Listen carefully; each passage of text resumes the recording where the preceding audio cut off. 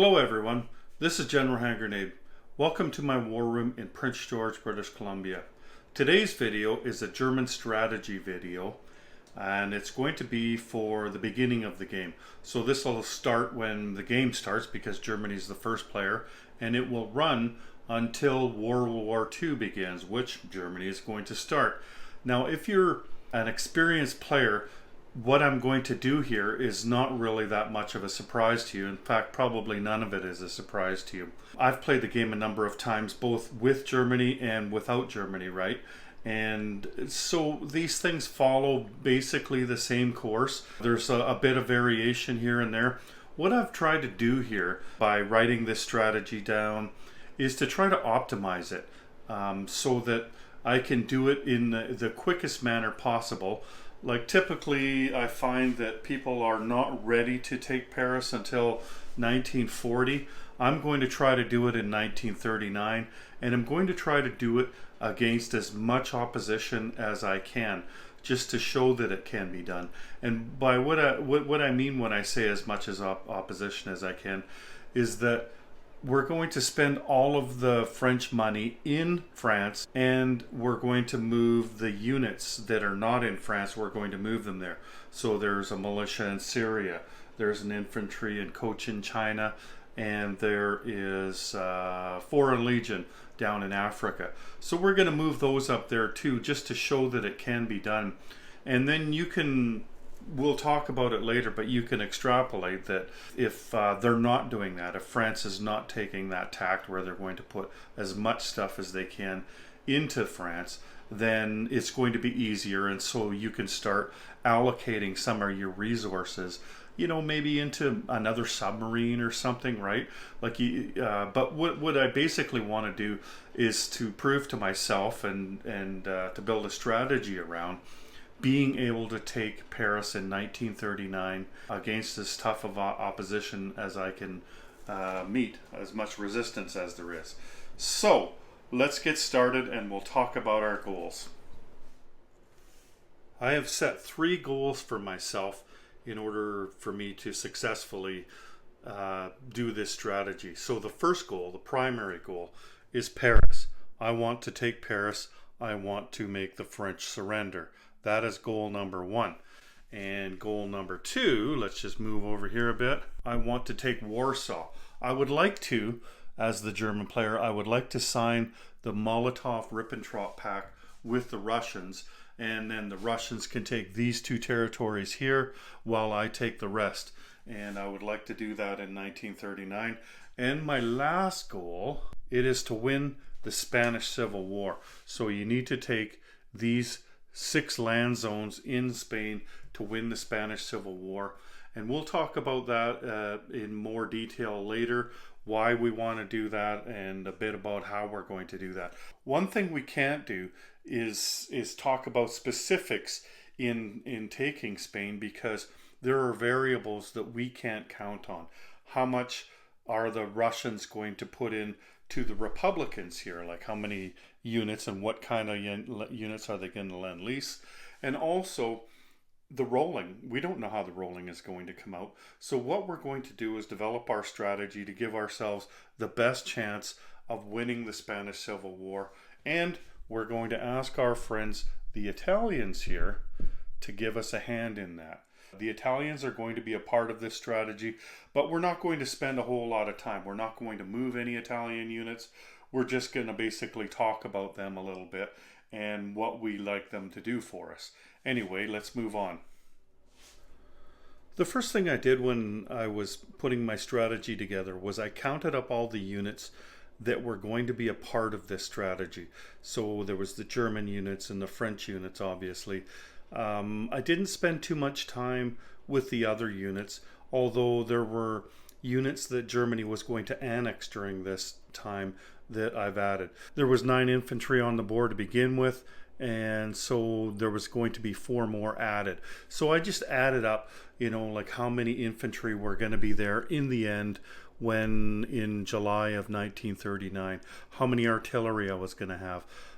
Just how many of each kind of unit Germany was going to have. So it was easy to do the units in the opening setup, but then I had to work through the other, like, I had turn by turn how much money I had, and then what I thought I would buy. And there was some changes that I made along the way and some notes that I made. So when I printed it off, I gave myself some space to do that. And then also I listed all the French units and how much money they could possibly have. So those are the units that are on the board, and then you can see the money that they were receiving and how much they were going to receive. Of course, with the 2D12, that was, I don't know what that number is going to come out to, but it doesn't really matter because I'm planning on stealing that money from him before he gets a chance to spend it. So that's really a non-factor.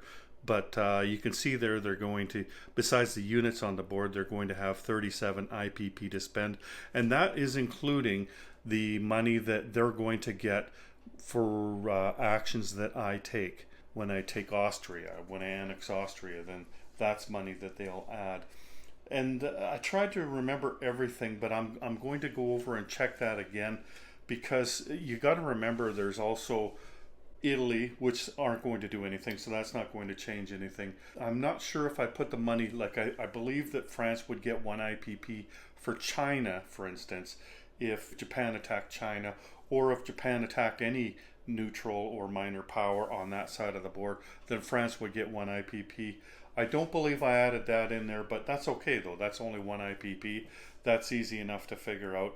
I don't really know what turn Japan would do that, because that's subjective to what's going on over there. Like, how is the civil war going, right, in China?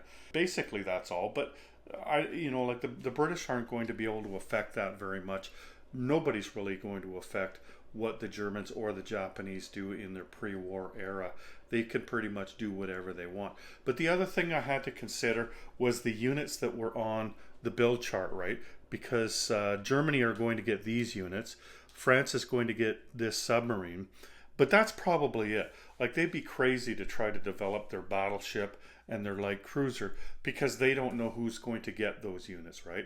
And what I did with all of their naval units, I just put them on this card over here, because they're a non-factor in what we're doing for this strategy. There is absolutely nothing that they can do to have an effect on what Germany is doing. The 2 units, naval units, that I didn't put there were the 2 transports, and that's because they do have something to do with it. They can move a couple of units down if they should choose to do that.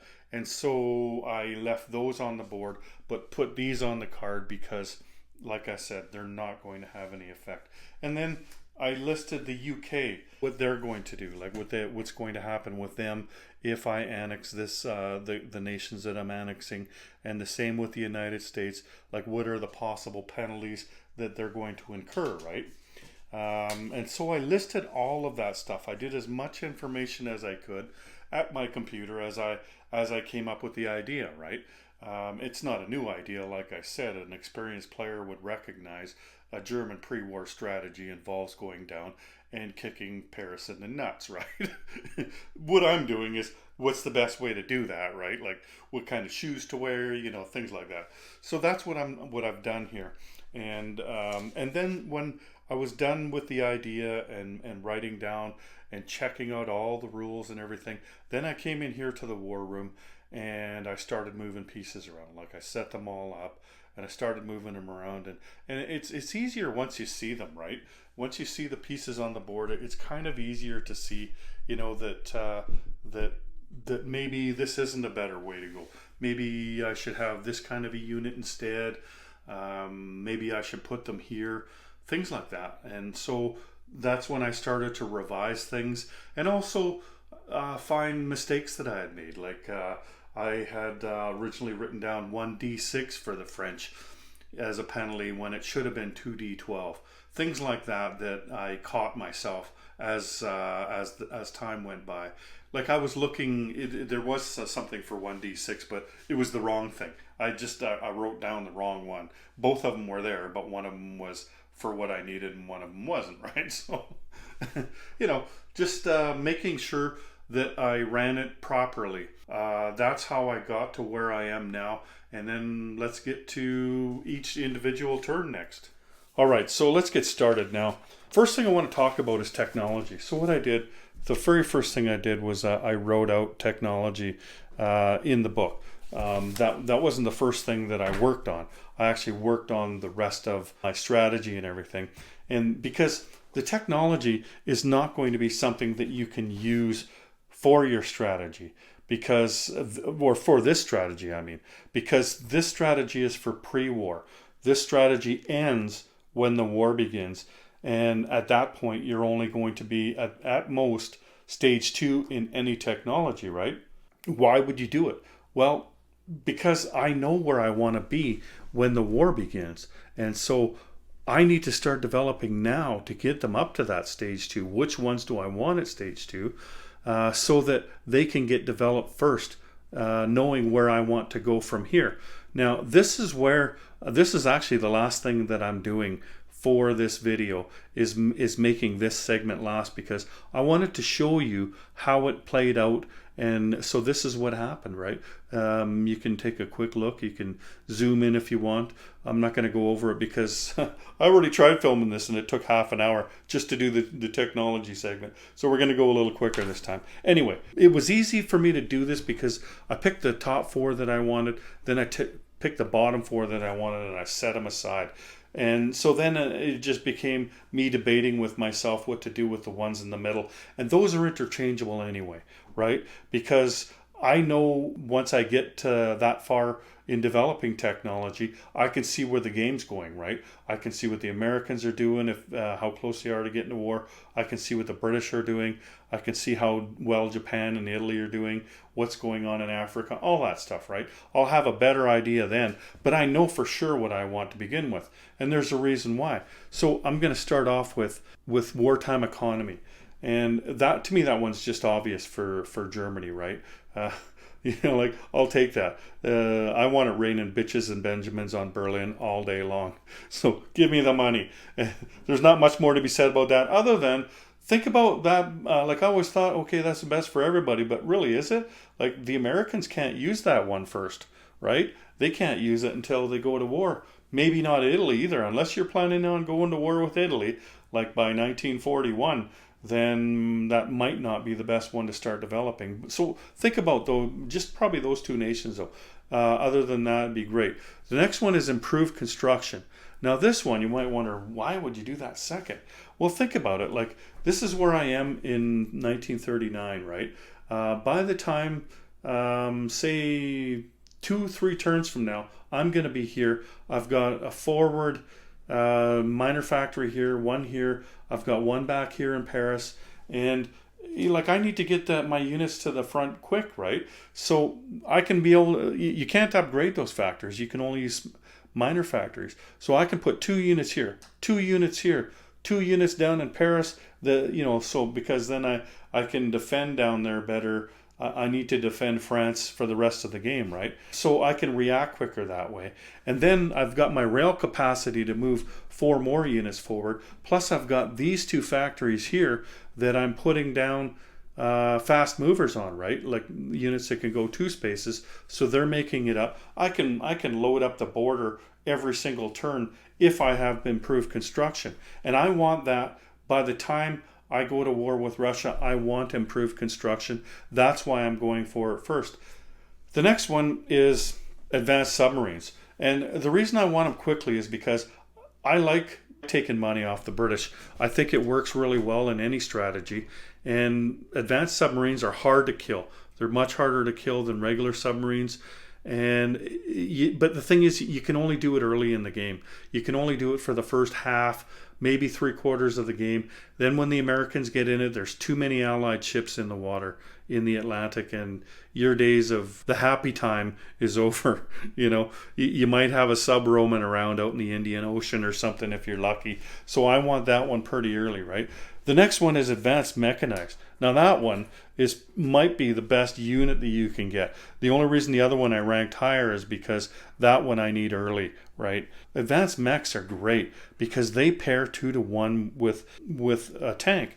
And so they're good for just about anybody. Well, they're good for anybody because they're a good unit just by themselves, right? They attack at 4, defend at 5, they go 2 spaces. But the fact that you can pair them 2-to-1 with a tank. Like, and the reason I'm putting him in early is because I want to, when I go after Russia, I want to have those to begin with, because I take my first and then I'm going to blitz, right? But look at that. I can blitz with 1 at 6 and 2 at 4. That's pretty powerful. And now Germany has the added bonus of having these with their advanced mechs. They can develop these, or, well, I mean, they can build those, or they can build these. These are the Panzer Grenadiers, and they're the only one on the board that can do it. So these guys are the same number as these guys, but you can blitz by themselves. You can't pair them 2-to-1 with a tank, but you don't need a tank. You just blitz them. So just think about it. You could go with just these 4 units. That's a pretty nice looking blitz right there, right? You had a couple of infantry there, take the first territory. Then you blitz with all 4 of these with only 1 tank. 1 tank, you blitz with 4 units that roll at 6, 4, 4, 4. That's pretty darn good. So advanced mechs are absolutely awesome for Germany. The next is improved construction. I'm not completely sold on it being that high, but I'm going to go with it because I want to start building my Atlantic wall by then. And I'd like to be able to put some fortifications down before America gets crossed. I don't think it's all that critical when it's just the British. Like, I can counterattack them if they get lucky and somehow take a territory off me in Western Europe. I can just counterattack them. But once the Americans get there, like, I want fortifications and I want them built up. So that's going to let me buy them for $2 cheaper. So I can wait a little while before I have to start purchasing them. The next is long-range aircraft. And you might wonder, well, why so low? I mean, everybody wants long-range aircraft. Well, yeah, I want them. I want it in 1936. Yeah, I could use that. But early in the game, Germany doesn't go very far from home. Like, all they do is they go to Europe, just Europe, that's it. Maybe out here, maybe just into the water. They don't even go into Russia. So, with their air bases here, they've got plenty of range right now. That's why I haven't put this higher, this long-range aircraft. But by the time I develop it, if I've got it this far down, then that's when I'm going to be, at that point in time, I'm going to need to start going further. So that's why I've slotted it where I have. The next thing is advanced artillery. Now, I don't think people understand just how powerful these things are. Like, you build 10 of these things and you roll into Russia or wherever, like they attack at 4, right? Instead of 3 like a regular artillery. You'll see when you watch this video just how powerful artillery are, because that's a main part of this strategy is using artillery. But these things are even much more powerful, right? So you're rolling at 4s and you're getting territories without anybody rolling back. Like, you're not suffering much attrition, right? And speaking of attrition, you can use them for attrition rolls. So you can be sitting in one territory, blast away into the next territory, and the guy doesn't get to roll back. And it's kind of a faint hope, like you're only rolling at 2. But again, if you only had 10 of them and you weren't planning on doing anything this turn with them, why not blast them off, right? You have that in the World War I game, and so you're using attrition all the time. And so I'm kind of used to doing the attrition part, and it actually works pretty good. Like, it takes the odd unit off. And of course, you've got your self-propelled advanced mechanized as well, right? So that's good. And what's next? Radar. Now, if you haven't read the rules on technology, you should go back and read them again while you're making your list for whatever country you're making your list. Because I remember reading the old rules for radar and thinking, and I don't think I ever developed it because it just wasn't useful enough. It was like a fortification. You could only protect one border, with a facility, right? Or one border here. It's just kind of useless. But now when you develop radar, you have radar. No matter where you are on the board, you have radar. And so what it means is that you can scramble as many fighters as you want into the sea zone or the land zone next to you. Your interception value is +1. So if they want to do a strategic bombing campaign against you, you're going to be splashing fighters all day long and bombers, right? Like they're not going to last very long. They're going to say, well, maybe this bombing campaign isn't working out for us, because they might be taking a couple bucks off you with their bombs, but you're, like I said, you're splashing planes left, right, and center with attrition, and the fact that you can scramble. Like, you don't have to have fighters everywhere, right? You just have to have them in one place. Scramble here, scramble there, scramble there. Like, you can scramble wherever you want, right? Take 10 fighters. You have 10 fighters in every territory if you have radar, right? Anyway, so there's that. Then I've got heavy armor. Usually I rank heavy armor higher for the Germans, but I'm just trying it this way, and this can change, right? Like this, we're in the middle now. Like I was mentioning earlier, once you get to the middle, they're kind of interchangeable. So like if you miss a couple of rolls with one of these ones and you hit a couple of rolls with these ones, well then you might start rolling these ones first before you roll these ones. Like I don't rank these necessarily higher than each other, the ones over here and the ones down here, right? So I do like heavy armor, mostly for the Russians and for the Germans. I don't know that I would try too hard to develop heavy armor for anybody else, especially the countries that are trying to transport their units to someplace else. You know, like they don't work so well when they're trying to get off a ship and attack somebody. Anyway, after that, I've got the next two, actually, jet fighters and heavy bombers. To me, these are interchangeable as well, right? I like them both. I wish I could have them both to begin the game with, but I don't like them as much for Germany as I like these other ones first. I would like to have them before the end of the game, though, that's for sure. And then after that, I don't really care. Like, the one thing that I'll take is the attack transport. I'll still roll for that. I mean, even if I only get it on the last turn of the game, get to use it once, it's still better than nothing, because I can go take a territory with that. It's really hard to amphibiously assault in this game, but not with those. These are like Axis and Allies transport. You're putting just regular dudes on there, paired with tanks or whatever you want, and everybody's getting off the boat and attacking on the first round. No double casualties. So yeah, these are awesome. This might be one of the best units you can get for the Americans coming across the water, because wouldn't it be better to come across the water with tanks for them instead of just a bunch of Marines, right? Anyway, so that, and then after that, I don't even think I'd bother rolling. Like, if I was doing some kind of naval strategy, why wouldn't you want the H-44 in there, the big battleship, right? Love that sculpt. You know, like, that's going to cost you a lot of money. And, you know, there was plans for this. This H-44, it was never built, because by the time they got around to it, it was getting late war, and Germany's little empire was shrinking there, so their available resources were shrinking, and it was the choice, right? Okay, so you could build the H-44, or you could build 1,000 tanks. What do you want to do? You know, let's go with 1,000 Tigers, right? That's better than one battleship. They figured they needed that even more. So there's that. And then heavy carriers. I mean, heavy carriers are going to do you pretty much no good whatsoever for Germany. Again, great for the Americans and possibly for the Japanese.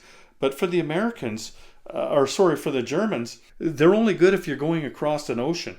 Like, Germany can reach, especially with long-range aircraft, they can reach wherever they want to go. They can reach Great Britain, Scandinavia, Russia, the Middle East, Africa, the Med. You know, that's basically where they want to go. And they don't really need a carrier to do any more than that. And even if they did need a carrier, even an escort carrier will take a fighter for them, or a fleet carrier at the very most. It would take two of them. But again, I don't see you buying too many carriers for the Germans, right? So I wouldn't even bother rolling for that. And then you get down to ASW. ASW is a good technology. I like what they've done with that for this game. But it's not going to do you much for the Germans, because you've only got one convoy line right here, and you can cover that convoy line with planes on maritime air patrol, right? It's not like you have to worry about the middle of the ocean like Great Britain does. You know, Great Britain has a tough time, and so the ASW is perfect for them, but it doesn't do anything for the Germans or for the Russians. Russia's got one line that's not worth any money, right? And then rockets. I mean, rockets are just absolutely worthless in this game. But that's the way it should be, right? Rockets really, in World War II, they did absolutely nothing except scare people. They had a big bang, and so that's why they scared people. Like it was a big explosion, and they did kill some people, but not many, right? They didn't hit anything of consequence militarily. Of course, killing people is consequential, but I mean, it's not like they could take out a factory, that was building tanks or planes or something, right? Like they couldn't hit the broadside of a barn door. They couldn't even hit a city with them. They couldn't even hit London, right? Like the problem with them was you'd be baking a loaf of bread or tending your garden or something in some small little town in the south of England, and next thing you knew, big, huge explosion, right? No warning, no stopping it. So if they could target those things, it would have been great, but they couldn't, and so they were useless. And so basically with these things, all you get is you get to buy one for $6, and the best thing you can do is roll a d6 and get a 6 on it. So it's like having a kamikaze tank that can't take out more than another tank, right? You might take a tank, but then again, you might take a militia or even a half a militia. Chances are you're going to take out something less than a tank. That's basically the trade-off in money if you were to equate it, right? So rockets are not that good. I've talked to Morton about it, and he's going to revamp the strategic bombing rules, and they're going to be better, not just for rockets but for for bombers as well. It's just going to be a little more consequential. The rules themselves are not going to change. It's not like they're going to fly differently or anything. It's just I don't want to talk about exactly what they are because I'm not at liberty to say, but the rules are going to change, and so strategic bombing will take on more of a role in the game. And so rockets, even though they still won't be the best technology, they'll be better than they are now. Otherwise, we would just get rid of that unit altogether, right? But they could have some use in the next game. Russia and the United States, you can still develop these strategic rockets because there's something that will help get you a victory point, right? Like there's a technology point for Russia. There's 4 different technologies you have to develop. That's one of them. Same with America. And the reason is obvious, right? The Americans and the Russians were the 2 major superpowers that fought after World War II, the Cold War. And a big part of that was rockets, right? They needed something to strap their nuclear bombs to. And so the development of rockets really was something huge in the last half of the 20th century. And so that's why you get a point for that, right? But only those 2 nations. Not everybody would get a point for having those. But anyway, that is the technology part of this. And that's what I'm going to do for this strategy, is develop these technologies in this order. The last thing I could mention is I didn't upgrade this factory until just now at the end, like in 1939. I figured that 4 dice was going to be enough for me. I wanted to spend that money somewhere else, and I think you'll find if you watch this video that it actually worked out pretty good for me. So let's get to it. And so one thing that I'm going to do, I'm going to take one of these task force markers here. I'll just put it here, even though this isn't where I would put it, but there's nobody else playing the game, so we can get away with that. That's going to represent Berlin, okay? So what I'm going to do is I'm going to take all of my units off of Berlin, and I'm going to put them there, just to give myself some more room here. And what I'll do is I'll just leave the facilities there. I'll take all the battle pieces off, and I'll put them off to the side, because I know how long it's going to take me to get from one place to another. I've mapped out this whole scenario, and so I know exactly when I need to move the people that are in Berlin in order to get them into place when I need to attack, which would be in 1939. So they don't need to be where they are eventually going to go. There's no guarantee that you're going after Paris, so they don't know. Maybe you could be going after Russia. That's not likely. But the thing is, though, is do whatever you can to keep them guessing, right? So that's what I'm going to do. I'm going to move them all off there, because when I purchase, what I want to do, put everything I buy into Berlin. That's going to make this game go really a lot faster to the prequel. or not prequel, it's pre-war, I guess you call it in this. I'm thinking of the 1914 game. Really, like I could play this whole scenario. If I was playing a game, I could do it in under half an hour, take all of my turns in under half an hour. And that's in total, like that's 6 turns. I might not even take that long because I've already mapped it out. I've got no combat to do except for in the Spanish Civil War, right? That's all I'm going to do for combat moves is I'm going to do whatever I do in the Spanish Civil War. I'll probably attack somebody, and then when I go to place my units, the only other move that I guess I'm going to do, there's a couple of them. I'm going to take the sub that's here, and I'm going to take it out into the Atlantic.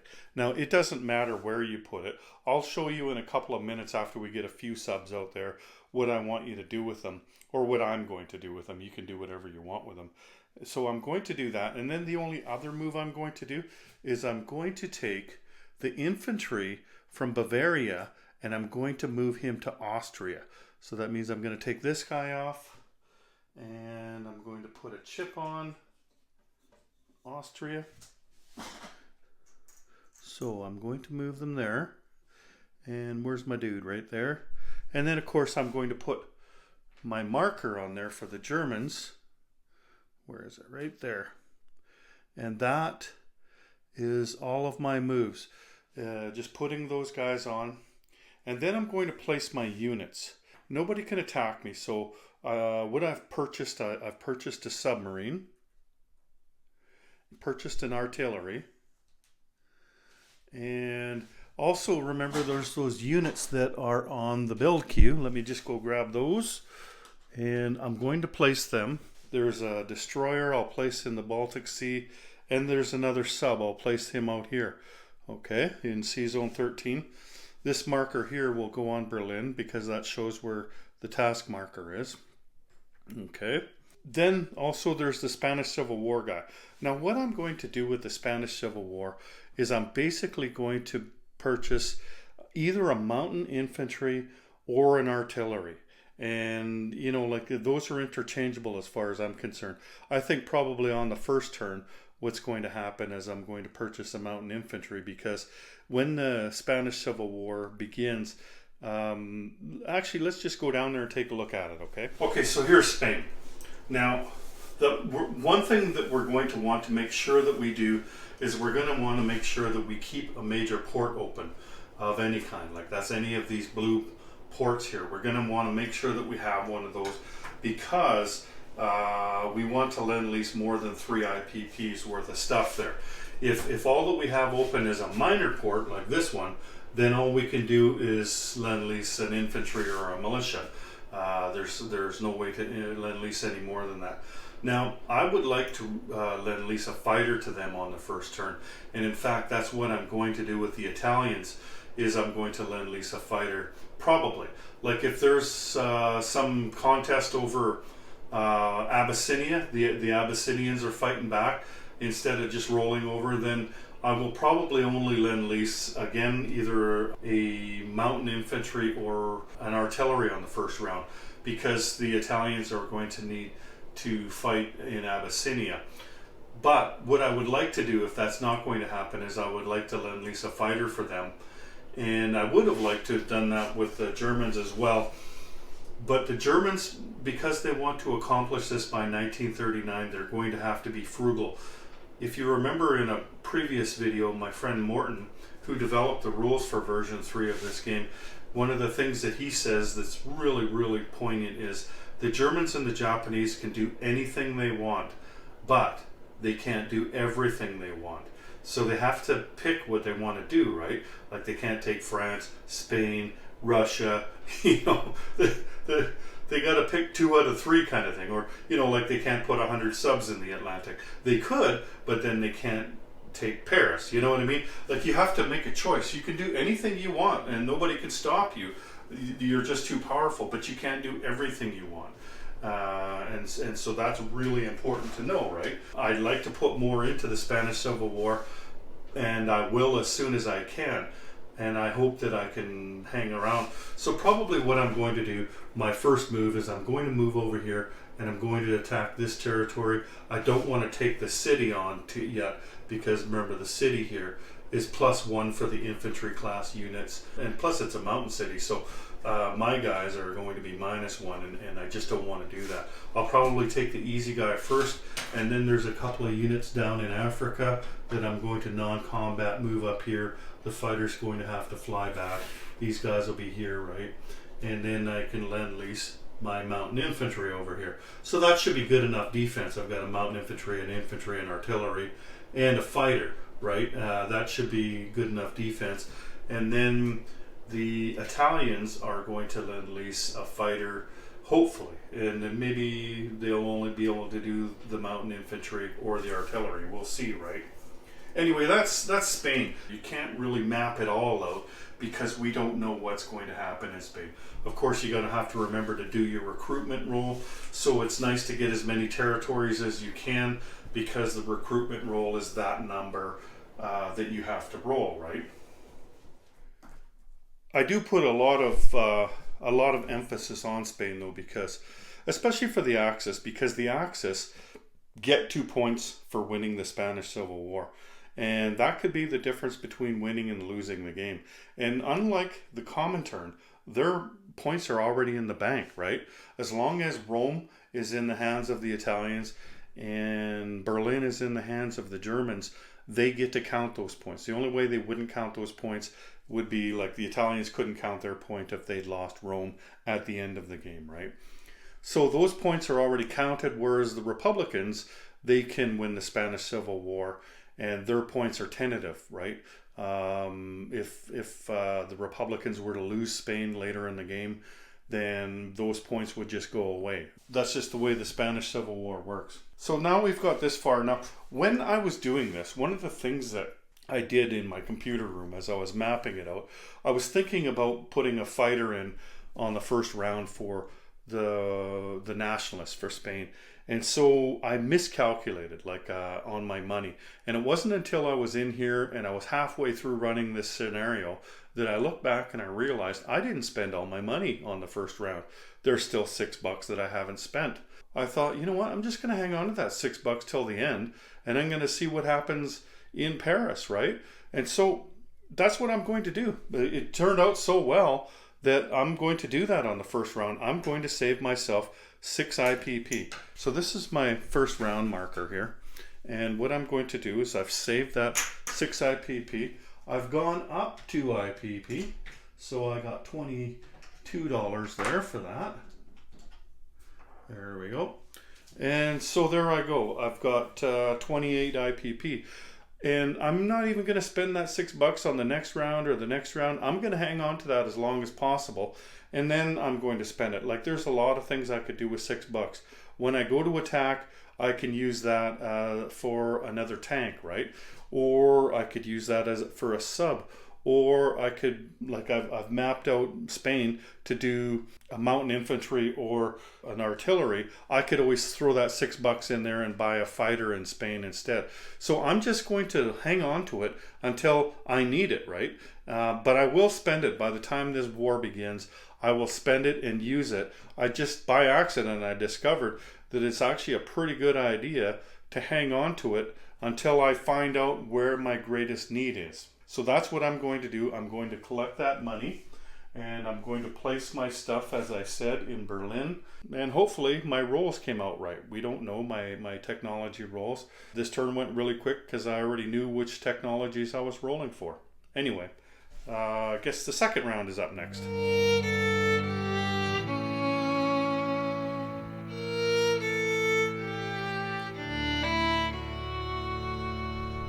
Turn number 2 is going to be a really easy turn for us to play because we don't really have too many moves to make. Like, we're not annexing anybody. And let me just talk about that for a minute. When you annex one of these countries over here, like there's Austria, and then there's the 2 Czechoslovakian countries, the Bohemia and Slovakia. Then the UK gets 1 IPP added to their peacetime income, and France gets 1 IPP added to their income, but Germany only goes up 1 IPP because it's only worth 1. So what we're going to do is we're going to hold off on annexing those 2 until we need to, until we need those units in order to do our turn. We don't need them yet, so we're just going to leave them. We didn't mind taking Austria because Austria is worth 2 IPP, so that was a saw-off, right? France got a point and Germany got a point and we got 2 points, so that made it even. And that's good for us. And so all we're really doing is just moving our subs and putting our stuff on, and of course our technology rolls. We don't ever want to forget those, right? So now that I've got the camera set up out there, I'm going to talk a little bit about the subs. So I went here, so 1, 2, 3. That first sub I could put anywhere out here. Like you don't have to worry about going through the English Channel or anything. You're not at war with anybody. So this would be 1, 2 into the English Channel, 3. You could go anywhere. You could go 4, 4, 4. Let's just put them here, right? So then what you can do, that was at a naval base. Now you don't have a naval base. You're going to want to go 3 with him. Now these 2 subs that you put out here in C Zone 13, they can go 4 because they're at a major naval base, be a shipyard there. So 1, 2, 3, 4. We can put them out here outside of Portugal. What I would do is I would move this guy 3 spaces south. Okay, so that guy that was up there from the first turn, he's going to go 1, 2, 3, 4. So what I've done is I've taken him down here, right to this point down here. That is 1, 2. Oh, that's too far. That's 4. So I'm going to put him there. Now, what I want to do with my subs is I want to get subs to the Indian Ocean over here. Okay, this is what I want to do. I want to get them on this side of the line down here. Get them someplace over here so that they can convoy this line and they can convoy the Indian Ocean line, right? So, but I don't want to put them all over there. Like I've got time to get them all over there. What I want to do in the end is put 1 sub over here for sure, and then the other 2 subs that we just put on the board there. So we're going to bring these subs down, 1, 2, 3, right? And then one of them later on, we're going to go 1, 2, 3. So we've got our subs spread out now, right? We've got sub, and then we're putting another sub on later. He's going to be up in the North or Mid-Atlantic. Basically what I want to do is I want to spread them out so that they can each hit a different convoy line. There's no magical formula in that, and I'm not going to tell you exactly where to put those subs because I don't know where the British Navy is going to be. And it's because of that that I'm not certain where you should put them. I'm not certain where I should put them. The subs are going to be subject to where I think they're not going to be hit, because that first turn where I go to war with France, I'm also going to hit them with subs. I want to hit them in a place, of course, where there's no escorts and where a ship can't reach me on maritime air patrol. So that's basically where you're going to move your subs in the pre-war era, is you're going to get them spread out, at least one of them to the Indian Ocean, and that's what we're going to do. So then we're going to place our units. Let's just move our camera up a bit here. Now you'll notice that I only bought an infantry for the Spanish because that's all I could afford this turn. Okay, then I bought an infantry for the Germans. I'm just going to put him in Berlin. Everybody's going into Berlin. And then put my fighter on there, and then I'm going to put my sub out here. I think this is as good a time as any to talk about the Navy. So I'm going to keep my coastal sub near Germany here because I think it would be more valuable as cannon fodder than going out into open water and being hunted down easily because it's only got a range of 1 once he's not at his own port. And I think that's important. I'd rather lose him than lose a destroyer or a cruiser or something like that, right? So I'm going to keep him close to home. And as far as the rest of the Navy, I'm just going to leave them in the Baltic Sea. And I'll tell you why. There's different things you can do with the German Navy, right? Like there's choices for every nation in this game.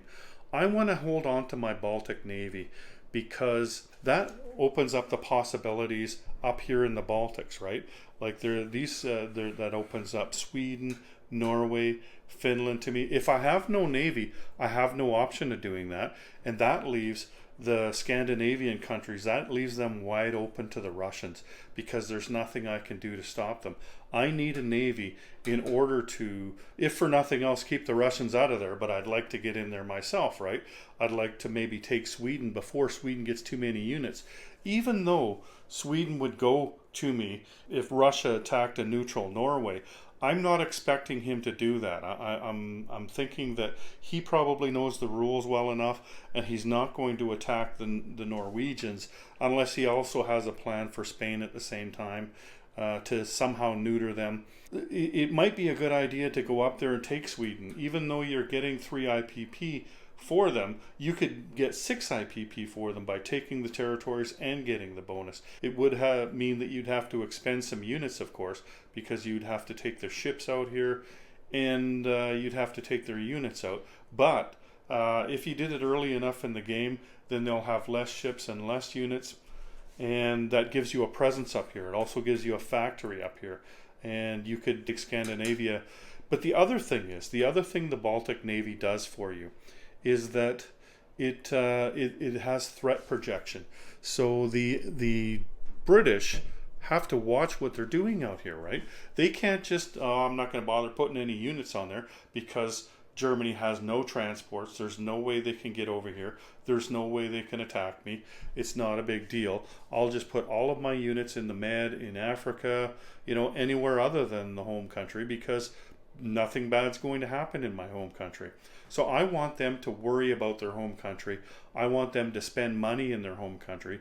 Every dollar spent up here is one less dollar spent somewhere else, like in Africa or the Med or wherever. And also, I want to have that threat. I want to be able to go over there and take London if I can catch him napping, right? That gives me the option, and that navy is protected because I'm not going to take Denmark.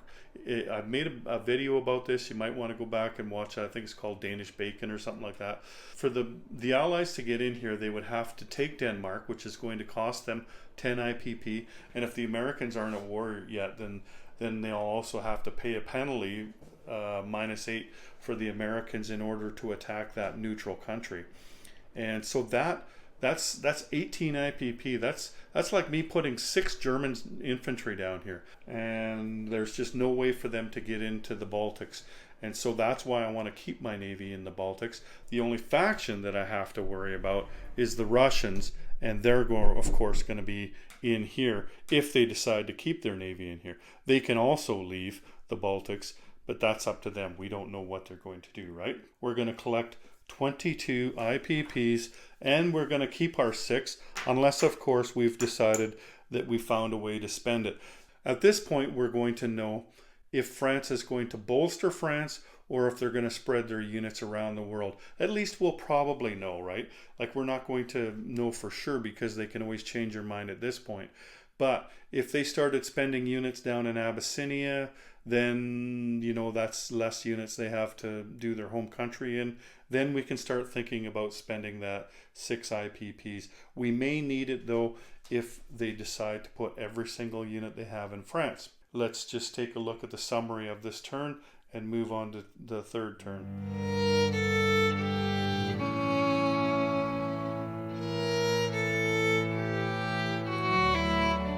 Okay then, turn 3, July 1937. So this is going to be a simple turn as well. Again, we don't need to annex anything because we don't need those units yet. So we're just going to not worry about it. And the other thing is, we want to try to confuse our opponent. You got to remember, they're not sitting there staring at you wondering exactly what Germany's going to do. They're playing their own game, right? They might not notice everything that you're doing. So if you can go quickly and make few moves, like here where I was putting everything in Germany and not moving anything else around, you'll notice that I didn't move anything in Austria yet, because I don't need to move it. I don't need it to be anywhere than where it is right now. So I'm just going to keep them guessing. They have no idea what I'm going to do, and that's what I'm going to do. So we got that sub, remember? Again, the sub, same thing as everything else. I'm just going to leave, right? It doesn't matter where I put it. I've still got a few turns left. One thing about them is Again, if you can do some kind of misdirection, that'll be good. Don't put your subs right now where they're going to end up. Or, you know, maybe like move them around or something, right? Keep the British guessing where your subs are going to end up and where they're going to convoy first. As much as you can. Like, there's only so much you can do with that, and it's not absolutely critical and everything. We're not going to do any more moves, just the submarine getting out of there, and that's about it. So we're placing an airborne infantry, an infantry, and 3 artillery into Berlin. Again, they don't know what we're going to do with all this stuff. So there we go. There's that, and then also there's the either mountain infantry or artillery that's going to go to Spain, and couldn't tell you exactly where it's going to go because we just don't know. We're going to hang on to that $6. It depends. Like, if France is doing a bunch of other stuff around the globe, they're not spending all of their money in France, then again, we can spend that money. We can buy another sub, we can put it into Spain, or we can save it and buy tanks with it for when we do attack. Tanks or something, right? Something that's going to help us take over France. Anyway, quick turn, that's all we're going to do.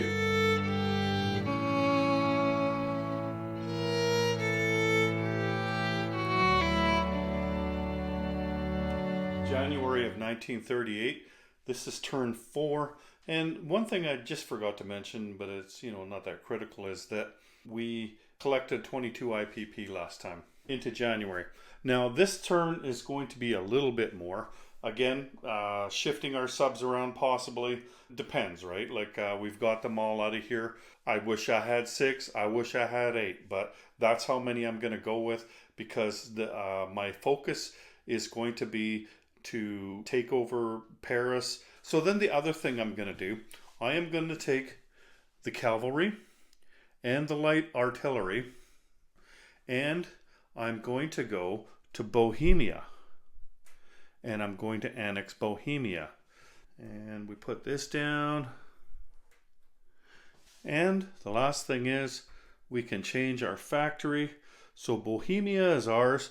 We've gone up at 1 IPP, and also don't forget that the French and the British are going to go up 1 IPP as well. We want to do this because we can only do one of these countries at a time, and we're going to do the next place, and then we're going to start attacking. So that's why we need them done now.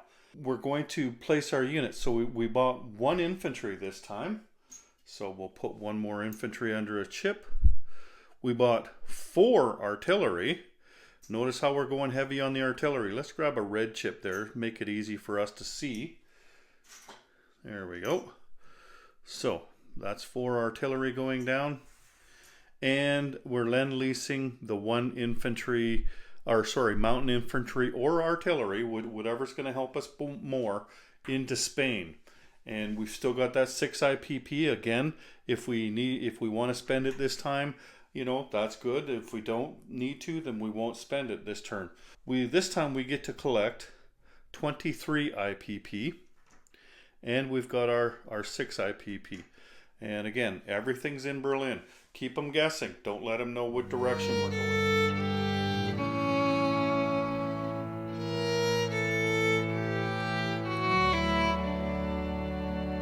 July of 1938.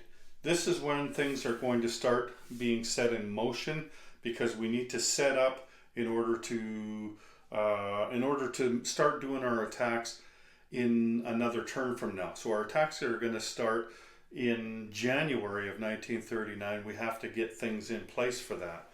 So there's going to be a bit more movement. Again, the subs, we've already put them out there. We're going to position them wherever we think. We might not even have to move them. We might like where they are right now. So let's start moving. Let's confuse them just a little bit more. Let's take this transport plane and let's put that in Germany. Then they won't know where it's going, right? We've got our airborne in Germany. Let's put that in there. So then let's take our artillery. So there's 9 of them. Let's put 8 of them into Bavaria. We're going to hold one of them back. Actually, we're going to move one of them over here into Eastern Germany. We've got another artillery going down, so we'll just put the chip down there for now. Now we've got all these infantry. So 5 infantry are going to move from Germany to Bavaria. What else do we have? The anti-aircraft artillery. Let's take him and move him into Bavaria as well. And that's it. We don't need to move any more stuff as far as those moves go. Then the other thing we want to do is we want to do our last annexation. So the last turn I moved the cavalry and the light artillery in. What we're going to do is we're going to move them both in here and we're going to annex this. So let's just change these units first. Let's do that. Let's move the infantry over and we'll put a German infantry sculpt on top of it. And a German marker. Then we're going to move these guys in. And there we go. So there we've annexed Slovakia. And we just need to place our units now. So we're going to put that artillery that we purchased onto Eastern Germany. So now we have 2 artillery there. Also, we bought a fighter this turn, so we're going to place that in Berlin. We've got a fighter over here, we've got a fighter over here, we've got a medium bomber, we've got a tactical bomber in Berlin, and of course we've got our transport plane as well. So our Air Force is looking pretty good, and that was by design. Normally what I've done in the past is try to save a bunch of money and buy a bunch of tanks and stuff. But this time I kind of thought ahead and thought, you know, I'd like to get there, but I'd like to have an Air Force when I'm done. And so this is one way I can do that, is spend my money on the Air Force as opposed to holding off and buying the tanks. Okay, this turn, like we've still got that 6 IPP perhaps that we had before, right? But this turn we're also going to save 6 more IPP to get some more armor or units that can blitz with armor. So we didn't save a lot. We put quite a bit of that into the Air Force. Plus we have 24 IPP that we're collecting this turn, which leaves us with 36 IPP.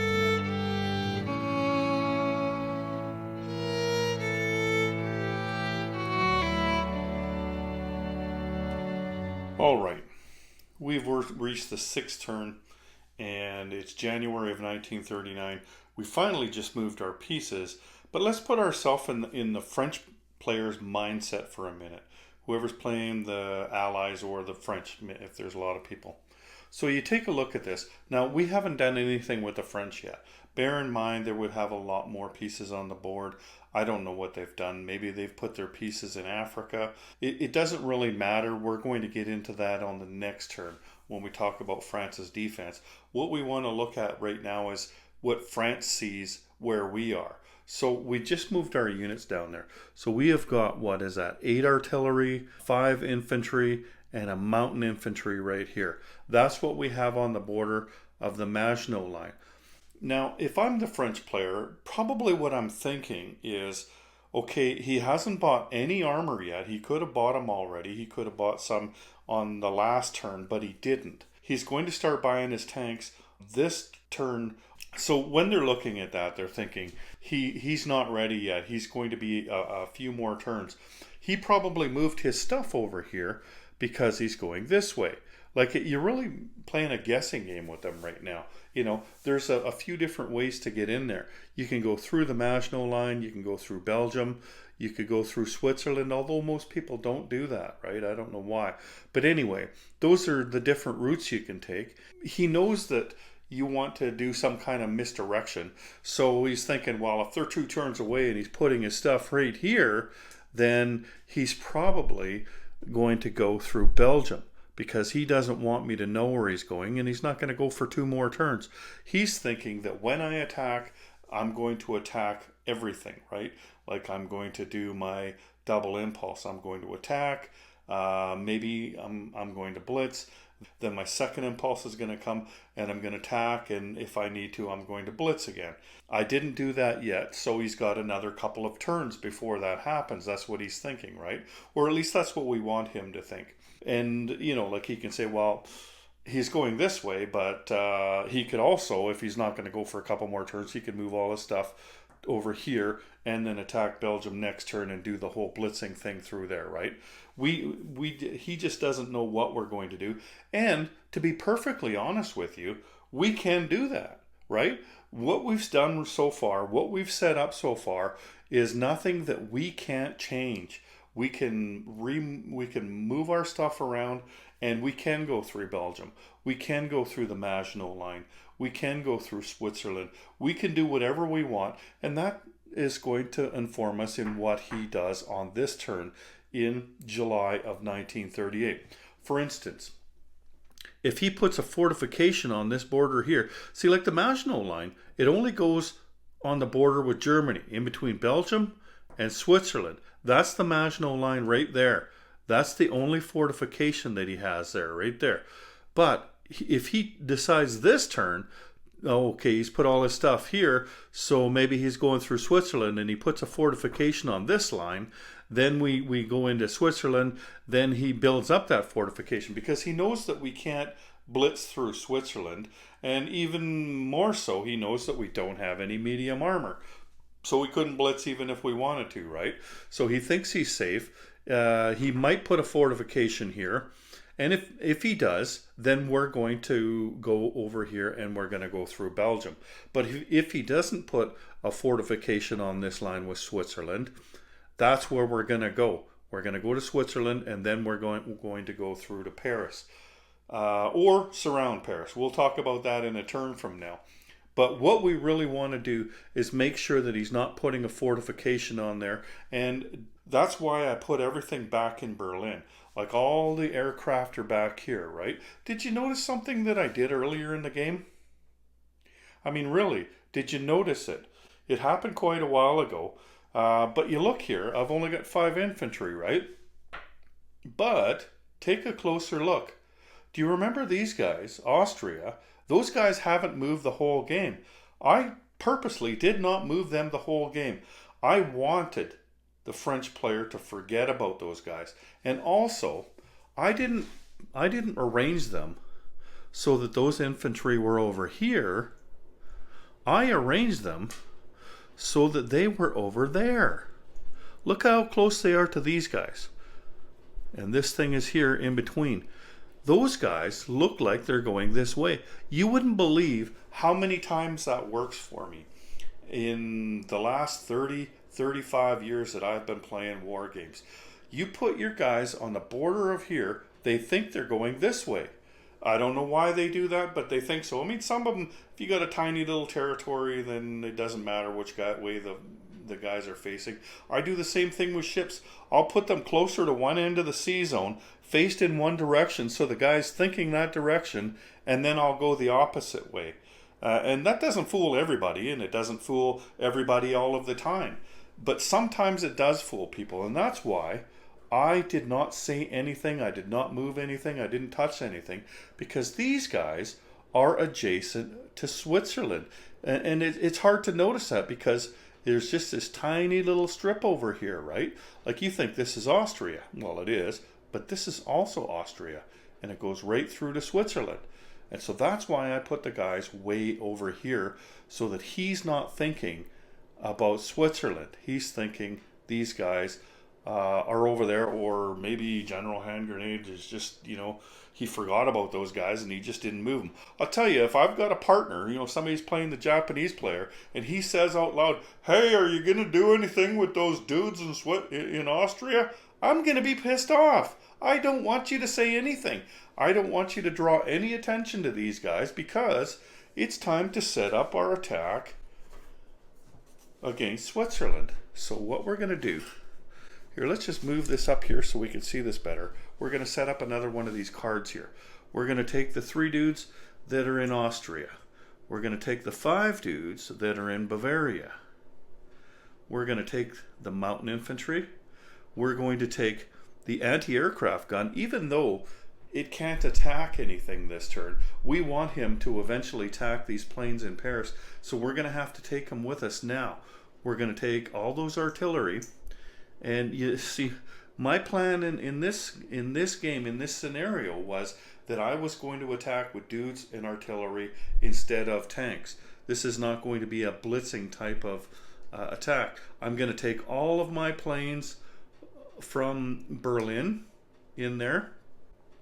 Where's my airborne infantry? There should be an airborne infantry in Berlin as well. Oh, there he is. Okay. So we're just moving all of this stuff over. We're going into Switzerland.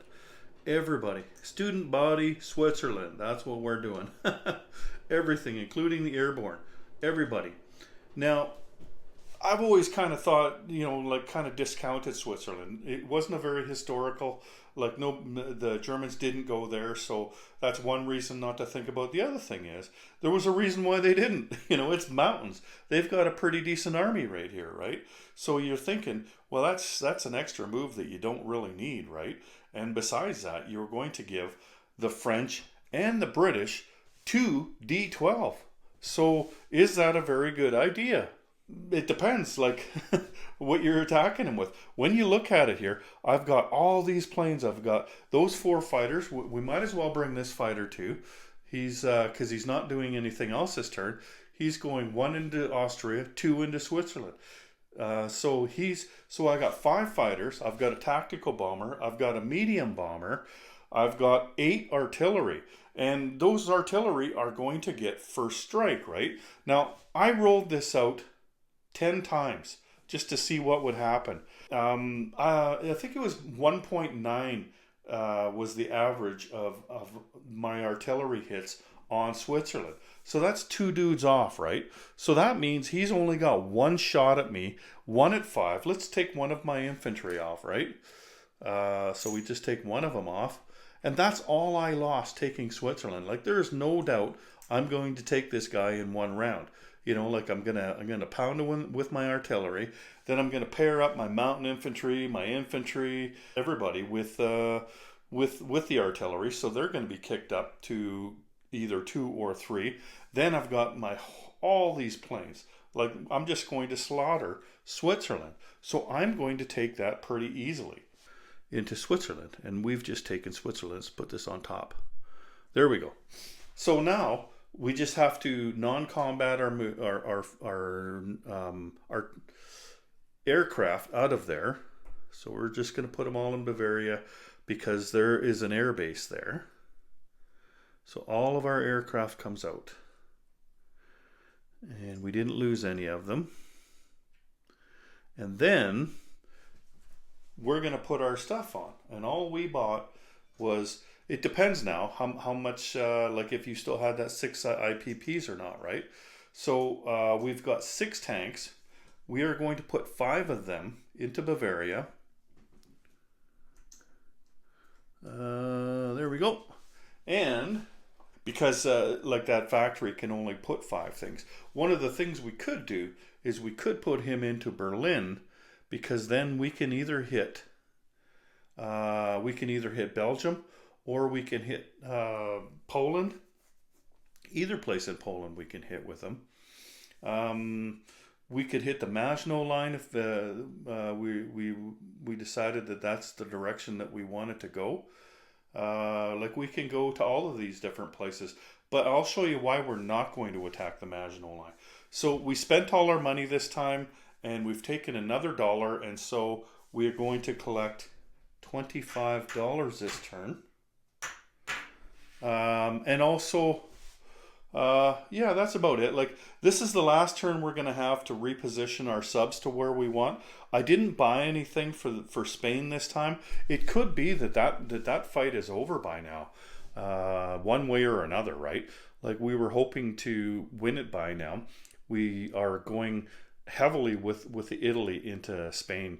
When you think about it, Italy doesn't have much to do in the pre-war, right? They might have to fight over Abyssinia, but then after that, what are they going to do? Nothing, really. If they can help Germany out in the pre-war, and then Germany can help them out later, right? when it's time to start beefing up Italy, then Germany can be sending units down there once Italy goes to war. If we could have lend-leased units between them now, that would be great this turn to lend-lease from Italy to Germany. But of course we can't do that, or to Switzerland, I mean. But we can't do that because they're just not able to, right? So then we put all our tanks on, and that's the end of our turn, right? I'm not going to worry too much about an airdrop into Berlin. Like I've got my tank here. Unless, like if they did more than that, like if they put, if they've got two airborne infantry for the British, and they've got two planes that can transport them, like they've got a transport plane and they've got a bomber, or two transport planes or whatever, then maybe what I would do is take one of the infantry or one of the artillery, or even two of the artillery that I put down into Bavaria, and I can put him into Berlin as well. All I know is, like, I can cover Berlin if I want to, and it just depends on what's going on the rest of the board, whether or not I decide to cover Berlin better than that. But as it is right now, that's what I want to do, and Switzerland is ours. So then France rolls there too, and Germany rolls there too, and let's talk about that. So we've done our homework. We looked through all the reference sheets and the rules and everything like that, and I know, because I did all that, okay, there's only one nation on the board that can possibly lend lease to France, and that's Russia. And the problem with Russia lend leasing to France is, of course, they have to prosecute the Spanish Civil War. Plus they have to worry about themselves. I tell you, if they did nothing but send all their units to France to help them out, I'm attacking Russia instead of France. If you look at one of my old series there, it's a game that we played. It was Tanks on the Tundra. The German player took Moscow on their double impulse turn, and that's what I would be doing. So Russia needs to worry about putting units on the Eastern Front, or they're going to get work. So they can't lend lease. Britain, United States, they can't lend lease to France before this point at all, right? And so because they have to be at war with the same major power in order to do that. Because we took Switzerland, both Britain and France are going to get a 2d12 roll. And I know if Japan's going to have to help us out a little bit here. So what happens with France is that if Japan only took either the Dutch islands or China, then France is only going to get one IPP out of that. Plus, we gave them 3 IPP when we took Bohemia and Slovakia and Austria. So that's 4 IPP. Plus, they started with 6.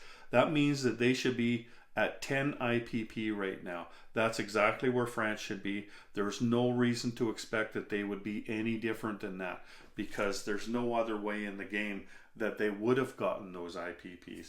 There's nothing that the Russians could do to change that or anything, right? And Britain goes first. So Britain, France needs to get to 18 IPP in order to declare war, and Britain needs to get to 25 IPP to get to war. Britain would have only gained 1 more IPP than France did. They would have gained 5 IPP. And so they've got a better chance of getting to reaching their wartime income with their 2d12 roll. I think they need to roll a 7 or whatever, something like that, a 7 or an 8 to get there, and France needs to roll 8 to get there. So I kind of expect both of them to be able to reach their wartime income. But the thing is, Britain goes first. There isn't much help that they can give them. And quite frankly, if Germany wants to take France, they will take France. So Britain, about the only thing they can do, now that we've gone the route through Switzerland, about the only thing that Britain can do is bring units across and be along the border over here. They could fly fighters into Paris. Then that's assuming that they both declared war on Germany, right? Like, they would have to declare war on the same major power in order to do that. There's a consequence to doing that, and the consequence to doing that is not overwhelming. Like, when When Germany declares war on France, then America gets a 5 IPP income bonus to their peacetime income, which is, like that they need all the peacetime income bonuses they can get, right? So that is kind of significant. Like that puts them behind by 1 turn probably. An average would be about a 6 when you're rolling a D12 to try to reach your income. 6 would be the average, 6 or 7. And so 5, that basically puts you 1 turn behind if you're the Americans. So there is a bit of a consequence to doing that. And like I said, the other consequence is Britain could fly their fighters in there. I don't care. Like you see the size of the German Air Force there. You've seen that I've got 6 tanks there. You've seen all the artillery I have. I'm probably going to be able to take Paris anyway. Unless Britain put 10 fighters down there, I'm going to take them. But if they only put 2 or 3 fighters there, I'm still going to go for it. And I'm probably still going to take it easily. And that's, that depends on how much France put in there, right? UK can sacrifice their fighters all they want. Germany is probably still going to be able to take them out. And if they can't, then I'm not going to worry about that too much. I know that they've already declared war on me, so I'll go ahead and take what I want and then take them next time. But the other thing is, I don't have to take Paris. All I have to do is surround Paris. So I've got options available to me in how I want to do this. So they put all their fighters in here. I'm here. I can go here, and then I can also take my tanks. Remember, I got these guys up here. I never did away with these guys. This guy's actually over here. He got shifted over somehow. So I purposely did not move these guys. They started here at the beginning of the game. These guys can go here along with the tanks, and then they can blitz into here, and then they can take this and blitz into here. Meanwhile, these guys are going to go here on their first impulse. They can go here and here, right? And so I can surround Paris just as easily as I can bust through here and go straight into Paris. So I'm not too worried that they can declare war on me. I kind of like the fact that they do that just to put a couple of British fighters in there that they're going to lose, because that keeps America out of the war longer. And I'd like to keep the Americans out of the war as long as I can. And that brings up another thing. This is what France likes to do. The designers of the game thought that they had fixed this. They didn't want to tell people, no, you can't do that, you're not allowed to do that. But what they did was they made it so the Allies would lose the game if they did that. Like 9 times out of 10, the Allies are going to lose the game. When Germany starts their move to attack France, if France then declares war on a neutral, like let's say they declare war on Portugal, or they declare war on Persia or something like that, then they cost them 10 IPP to do that. And so in that way, they're going to try to keep 10 IPP out of the hands of the Germans, right? It was kind of an exploit that, it's kind of a dirty move. And the designers of the game fixed that. So they said, sure, you can go ahead and do that, but you're going to lose the game. And, I've argued with people online about that lately. They think, oh no, they're not going to lose the game. They only lose 8 IPP off the American income. And they're keeping $10 away from the Germans.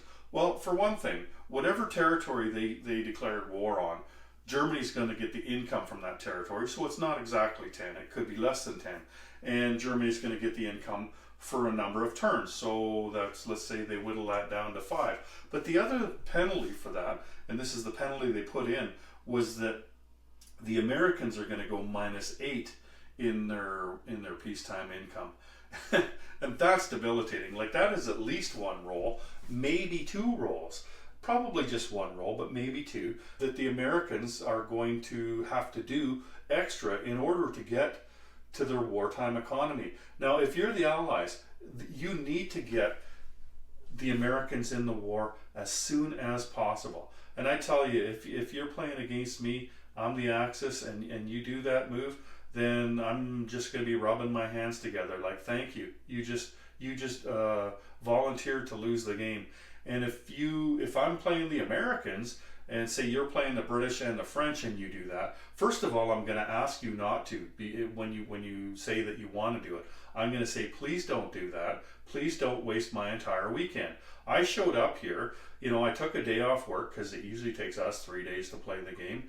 And, you know, like I wanted to play a game. But now I'm going to sit in the corner for the first 2 days and do absolutely nothing. Just sit on my finger and rotate just because you thought you were clever. You're not clever. You're just a fucking idiot. That's all you are. You just agreed to lose the game because, I mean, take a look at it. It's not just 8 IPP. It's 8 IPP for about 7 turns. So 7 turns times 8 IPP, and at 65 or 6.5 IPP a turn, like I'm showing you here. I've got it right on the screen for you to see. Like you can see, you're going to lose 64 IPP forever. And if this is the way it goes, then you're not going to join the war until July of 1943. America has only got 5 turns to fight World War II. In order for them to have any effect whatsoever on this game, they have to be able to put troops on the ground in Europe or on the other side of the board in Japan or Australia or the Dutch islands. They're not going to have time. Believe me, the Americans are not going to have time to have any effect on this game whatsoever. The Germans are going to work the Commonwealth. They're going to beat the Commonwealth because Germany's stronger than Britain.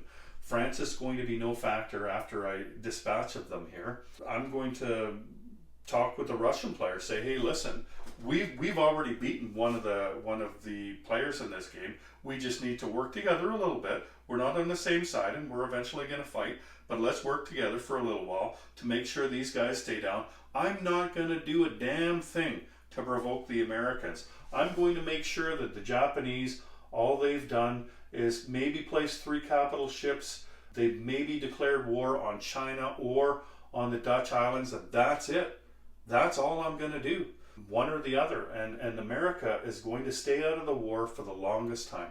Not only are they going to lose that amount of money, but it's going to take them longer to get to their income-determined actions. You know, like at 35 IPP where they can actually leave America.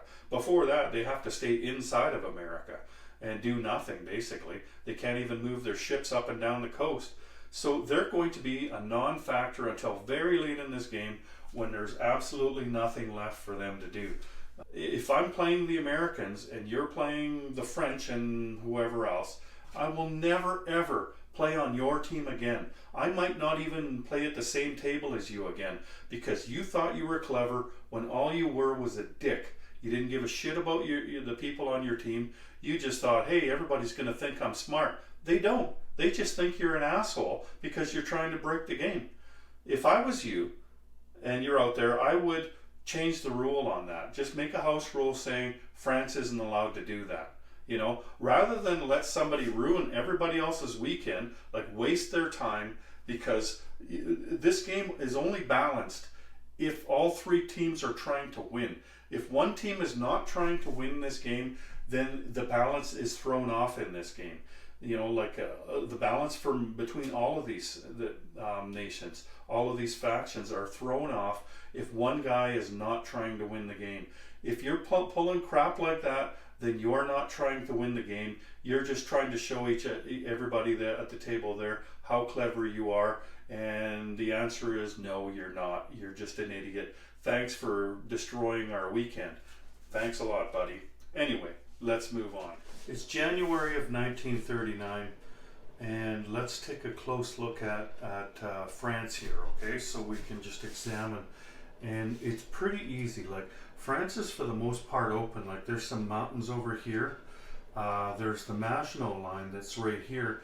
That is on the border between Bavaria and Alsace-Lorraine.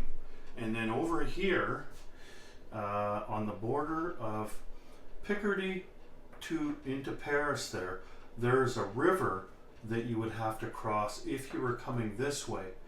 And that's it. Because like if you wanted to surround them and you were going this way, the river's on your side of the border, so you don't have a river here. You don't have any any terrain features to go across this border.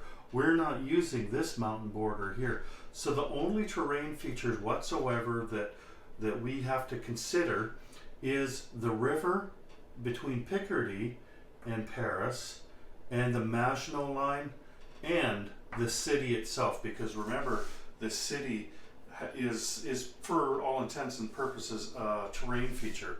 That would give your infantry class units a +1 boost in that city. We're in here. We're in Switzerland. And so what we're looking at doing is going into here. Now, if France has not started a fortification along this border here between Switzerland and Alsace-Lorraine, then they can't finish it this turn, right? Like, it takes them 2 turns. There's no way at this early in the game before the war starts that they could possibly have improved construction technology. So there's no way they could possibly finish fortification this turn. So we know there's not going to be a fortification if they hadn't started building one last turn. And if they had, then we're not going to go to Switzerland, obviously. We're going to take a different route. So really the one thing we want to avoid is this. That's why we went to Switzerland. And so that's where the French player has a dilemma. And if you've played this game before, like I have, it's a real guessing game, isn't it? Because 2 ways you can force Paris to surrender. Number 1, you can take Paris, or number 2, you can take all of the territories around Paris, right? What is there? 1, 2, 3, 4, 5. So if you surround Paris, then Paris surrenders. Normally, if you surround a city, then that just means that all the units there are -1. But in this case alone, Paris surrenders. And that's to avoid having the French player begin the game and take every unit they have, everything they buy, and sticking it in Paris there. You know, like you would do nothing but buy infantry and militia, right? And you would put them in Paris, and that would be pretty darn boring. Like, that's not likely to happen in the real world, right? That's not what the French did.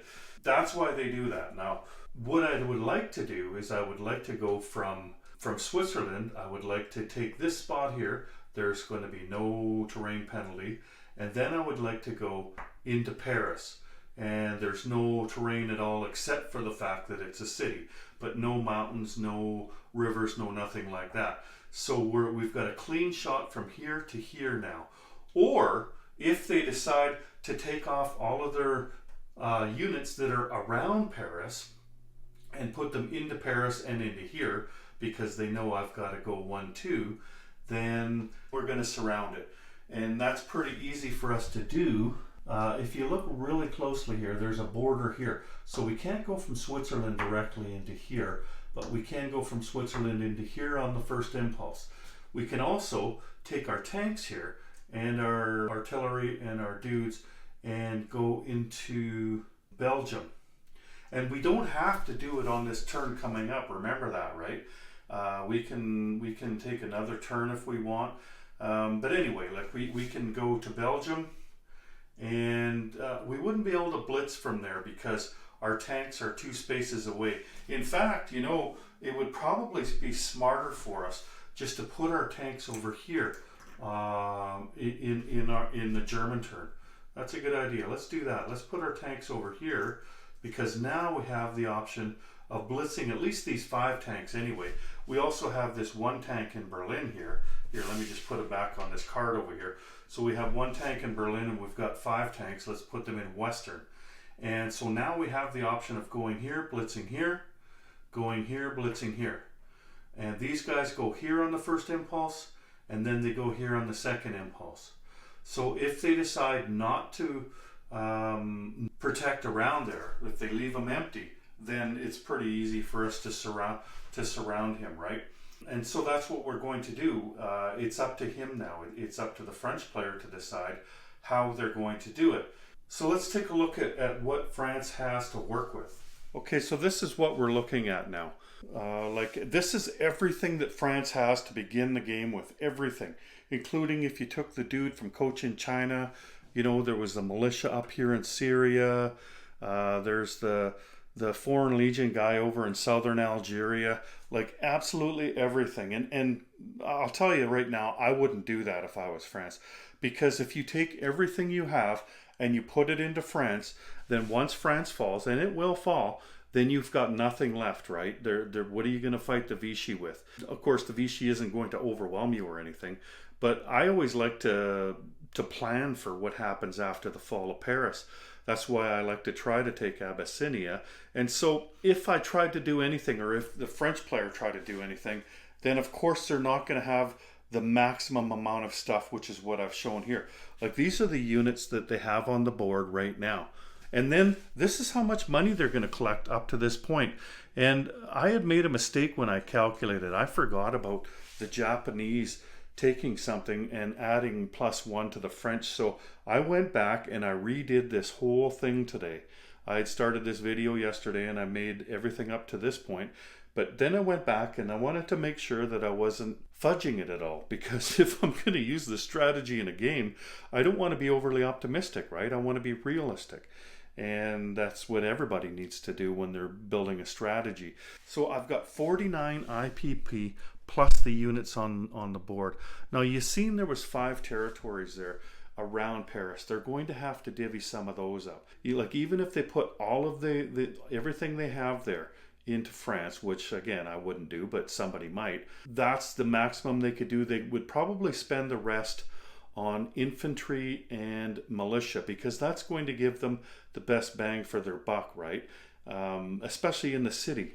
The city is going to give them +1, plus they're going to get target selection if they happen to roll a 1, right? And so what I did, like I think I showed you this earlier, like I wrote out everything that France has, and you see, and I made the corrections there, right? But then what I did was I rolled everything. And I do mean everything, like all the different combinations. I rolled everything 10 times. I did it before, I did it after, you know, like I just kept rolling and rolling and rolling and rolling. I've thrown a lot of dice.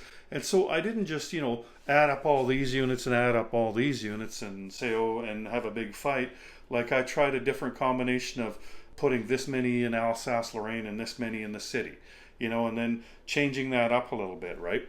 Anyway, so you can decide how, if you want to try to run this, decide how you would do it. How would you divvy this money up along with those units? And would you use all those units? You know, like feel free to try it out yourself and make a comment in the comment section of this video and tell me how you would defend Paris with what you see there. And bear in mind that you've already brought a militia over that you didn't need to bring from Syria. You've brought a dude all the way from Vietnam. You know, you brought that Foreign Legion guy up. Like I could see bringing the Foreign Legion guy up, but I don't know about the other 2 guys. You know, you didn't fight over Abyssinia at all. By which I mean you didn't send any troops down there to try to make it harder on the Italians or to take Abyssinia. Because remember, if you take Abyssinia, that's a new French territory that you've taken. And so that is not going to get rolled when you do the Vichy roll after the fall of Paris. And so that's a place that you can put a couple of French units in, right? And when you do that, then you're guaranteed of having those units after the fall of Paris. Whereas if you just go and try to put them, like say in Tunisia here, you know, like move all your units down to Tunisia, then you don't know who's going to get them. Could be the Vichy, it could be the Free French. So it's kind of a crapshoot, right? And that's why Abyssinia is so important, because if you can win that war in Abyssinia, then that's a free space for you to put units. And then if that's the case, then all that money and all those units there, you're taking stuff away from that. Like this is the absolute best defense you can put up against the Germans, right? I don't think you're going to see too many games, if any, where you're using every single penny of that money in every single unit on the board in your defense. The ships, of course, the ships are going to be a zero factor. There's nothing they can do to stop the Germans, because the Germans are not using their navy. So the ships are a moot point, right? So now what we're looking at with the Germans here, these are the units that are in Switzerland right now, and these are the units that are in Germany. There's a tank that's in Berlin, and there's 5 tanks that are in Western Germany. We just moved them over there. And then there's their Air Force, 5 fighters, a tactical bomber, and a medium bomber. And that's what I rolled. So I bought 11 infantry and 8 militia, because that worked out so that I didn't have any money left over. Of course, you do not want to be saving any money as France, because Germany's going to come and take it from you, right? So don't save any money at this point if you're the French player. Anyway, so let's move to July of 1939.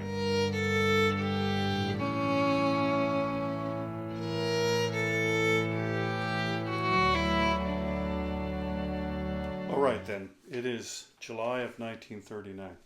Let's start over here on the Eastern Front. We're going to go after Poland. We're going to do both of them, but then we're setting up our double impulse move. And I'll just show you. Remember I showed you a minute ago me attacking and doing all that rolling. I did all of that for the other guys over here in Poland as well. I rolled each attack, this one here, and then the one into Warsaw. I did all of those 10 times and added them all up and then divided them by 10, and that's how I did that. And of course, the results can slightly vary, right? That's about how you're going to do. And you could do a little better, you could do a little worse. Now, you might notice that it looks like I might be going a little bit thin over here, because I'm not going to use my Air Force. Probably. We're going to assume here that Paris is going to be defended with the maximum possible units that I showed you there. So that means I'm going to want to take all my units to Paris. But if I didn't do that, if the French player didn't do that, then that means that I can bring, a plane or two or a tank or two this way, right? I don't have to. I think I've got enough, but I don't have to, right? So let's look at what I'm going to do here. Now, before we get into it, we'll just look at the terrain features here. Now, there's going to be no terrain going from this spot to this spot. So that's good. Like, we're coming out of the mountains, but that's not going to affect us. This is flat land, and the river is over here. We're not going this way. We're going this way.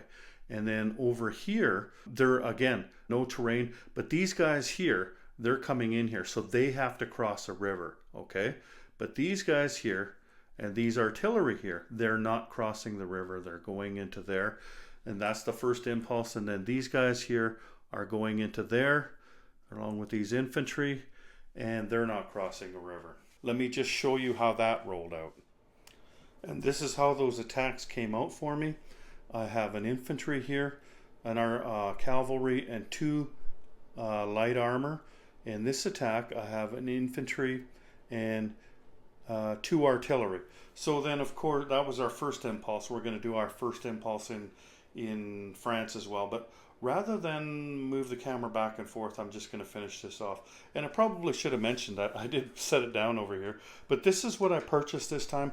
But this purchase is entirely dependent on what's going on in the game, right? Like, I've already got all the units on the board that I'm going to go after my goals with. So, this can be changed. Could add something in here for Spain. I'm hoping that the fight over Spain is done by now. But what I bought was a mech, and a medium armor. I've got an infantry. I definitely want to buy a sub. And the other thing I want to buy for sure is upgrade my medium factory here to a major. Now, I didn't do that earlier in the game because I wanted to try to get these objectives by July of 39, and so I wanted to make sure that I brought enough stuff, right? Because I wanted some margin of error, because I could get diced. And I don't care too much if I get diced here. Like, if I don't have this much here, then that's okay. I can take Warsaw next time. Again, on this turn here, I'm going to ask the Russian player if they want to sign the Molotov-Ribbentrop Pact, and I hope they do. Then they can have these other 2 territories down here and let that all shake out and everything. That will be fine with me. But anyway, so let's pause it, and I'm going to show you how that fight ended up. So you can see how things turned out after 10 rounds of combat. 2 light armor and 2 artillery. I kind of feel like I got a little bit lucky there, though. You'll notice like they had a fighter and I didn't take any aircraft in. The positive side of that is then they're not going to hit me on their air superiority roll. And so I am not going to lose a fighter there, right? So that's kind of nice. But on the other hand, like then they were going to lose their fighter last. So even let's take off these 2 artillery. Let's say that we didn't have as good a luck as what we did. Okay, so let's just do that. So even so, like I do believe we're going to get this, right. Some of the units had to cross the river here. These other units did not cross the river over here. So that's how that went. So look at that. I did lose 2 tanks. Like they had managed to roll a couple of 1s, but like I took them out in 2 turns, right? These guys went out in 2 turns. They only had a couple of units left in Alsace-Lorraine, and then of course I non-combat moved my tanks into Bavaria. That would have made 6 tanks. So now they don't have the line here anymore. They went 1, 2 into there. I lost 2 of those to target selection, and I lost 1 fighter to air superiority. They managed to take out my dudes and 1 of my artillery. So actually, yeah. So I've still got 7 artillery left. I've got 4 tanks. I've got 4 fighters, 1 medium bomber, 1 tactical bomber, 1 transport plane. Like I could have lost my transport plane if I wanted to keep 5 fighters, right? So you can see just how powerful this is. And one of the keys to what I did here and to why I did it was that I relied on artillery instead of tanks. Like, sure, the tanks were there, but they were there because I needed a unit that would go 2 spaces, right? That could add to the attack on the second impulse. What I didn't do was do any blitzing. Like if I had to go to Belgium and then to Picardy, or go take Belgium on the first one and then go Picardy and into there, then you're starting, like you could have 1 bad roll or something. And if you don't take the territory on the first 2 rolls, then you can't blitz, right? And so it's kind of allowing yourself that margin of error that you can't blitz through if you do that, right? And so that was one of the things that I was cognizant of, and that's why I wanted to try to do it with artillery, and that's why I wanted to go through Switzerland. Like I could have taken Belgium instead of Switzerland, but Belgium gets me near the coast here where London is. If I didn't make it, then these guys could counterattack me, right? And also there's this river here that is in Picardy, and I didn't want to have to go across the river. Sure, my artillery could have shot across the river, but everybody else would have been -1 going across that river, right? That's why I wanted to come from the other direction. I knew with my artillery that they were hardly going to take off any units from me. They only had 3 infantry in Switzerland, and every single time I rolled it, I got at least 2 off them. And with my artillery, so they only got 1 roll against me. And even if they had 2 rolls against me, that doesn't mean that they're going to hit me. They're still only rolling at 5. They're mountain infantry in a mountain. They're probably going to get a hit, but they might not. I took off 1 anyway because I just thought, I might as well, right? Like try to do what I think could happen. And so that's what I did. I did that, and then the artillery hit in Switzerland. I hit 2 artillery in Lorraine. I hit 2 artillery into Paris. So that was 6 units that didn't even get to roll at me, right? I was able to do that. And of course, I came in here also with an anti-aircraft artillery. I didn't even roll that. I didn't even bother. I thought, you know what, this might hit, it might not, I don't know, right? But I'm just gonna not bother rolling it because that's kind of a crapshoot anyway. So I did all this without rolling my anti-aircraft artillery. Now again, remember, if he'd set it up differently, then I would have tried to surround him, but I didn't need to. As you can see, with the amount of units that I have left, I mean, that's a ton of units, right? Like, it doesn't look like as much when, there we go. That looks better, doesn't it? Like, I've got enough units over here now that I buy myself a bunch of infantry. Next thing you know, I've got an Atlantic wall. Now I've still got to take out Belgium. I've still got to take out the Netherlands if I want, or not, right? Like, I don't have to take these two out. That means that they would have to go around them or pay the penalty to attack neutrals, right?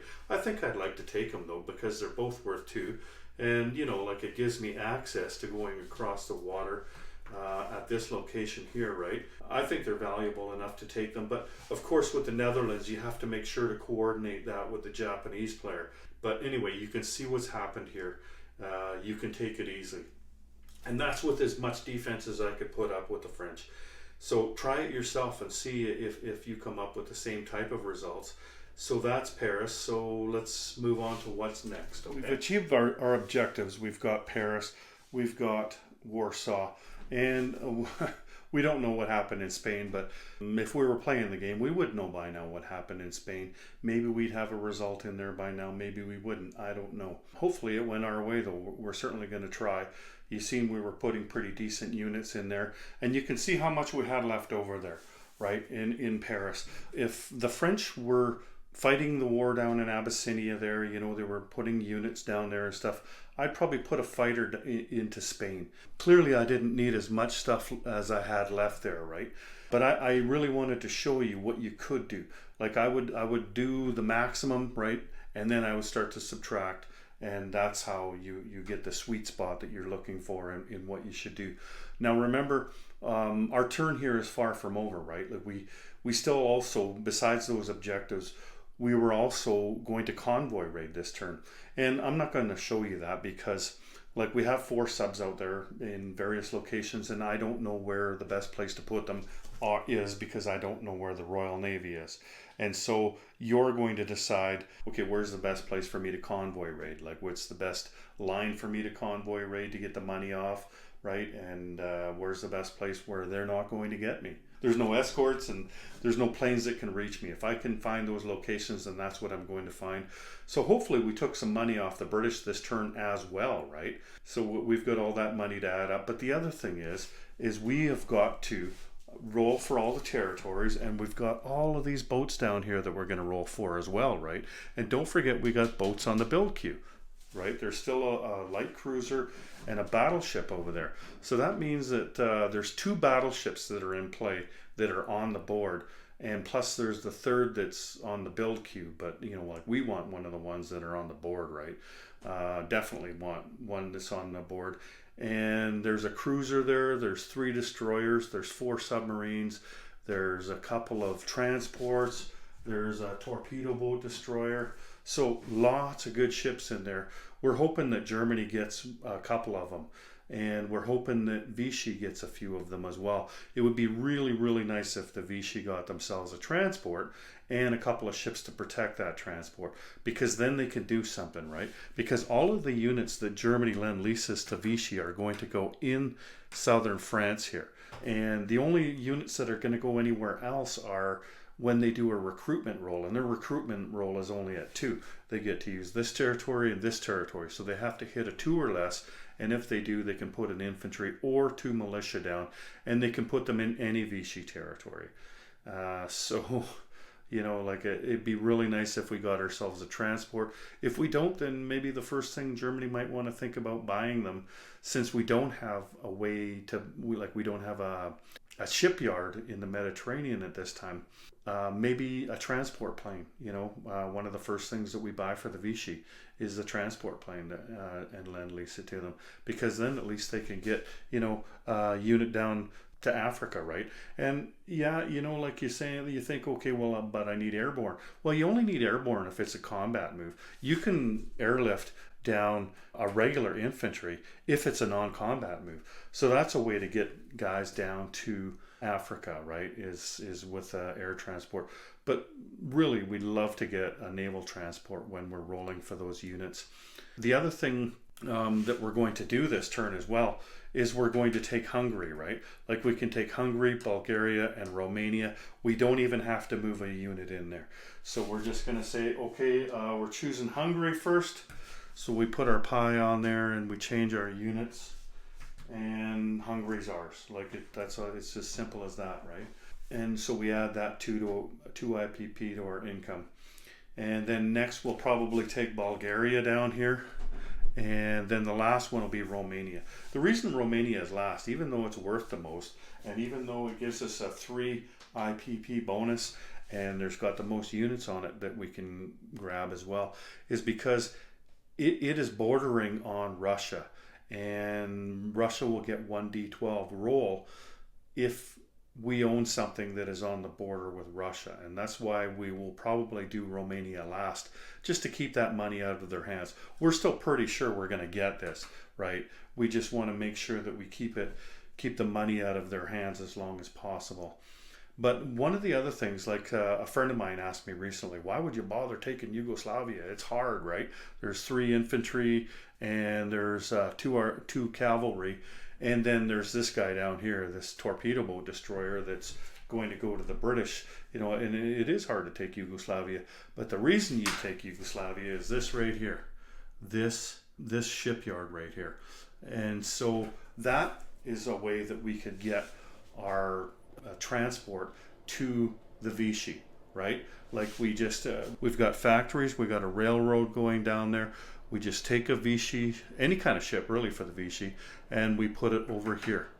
And so that's one way we can do it. But we're going to have to take Yugoslavia first in order to do that, right? So that might be something we do on the next turn.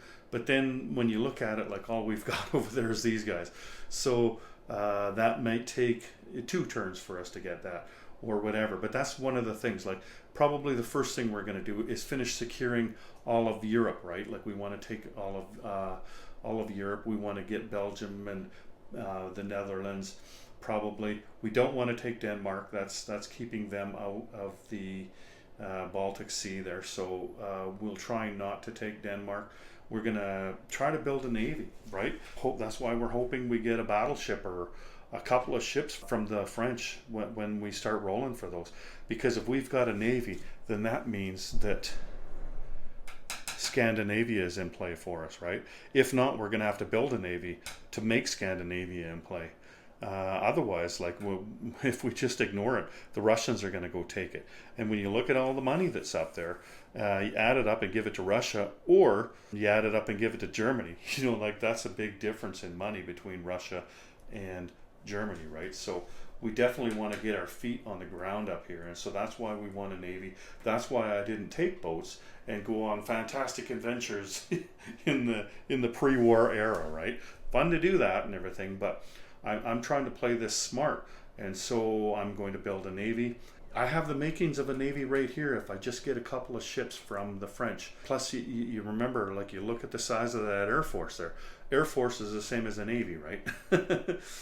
And anyway, so then when we go to finish this turn off, after we've done all our convoying and we've rolled for all those ships and everything, we're going to put a sub in the water. We're probably going to put it here, but we might not. Like if there's a seaplane there, then we're just going to put it in here. We're not going to piss around. We're going to upgrade this factory right here.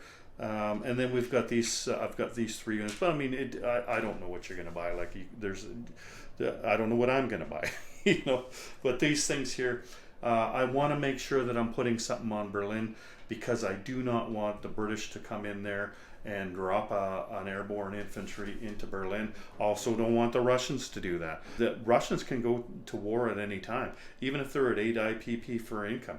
That doesn't matter. In 1939, they're allowed to go to war. If Russia's sitting here with a transport plane and Germany hasn't done it, or even up here in Leningrad, and Germany has nothing on it, why wouldn't you take it, right?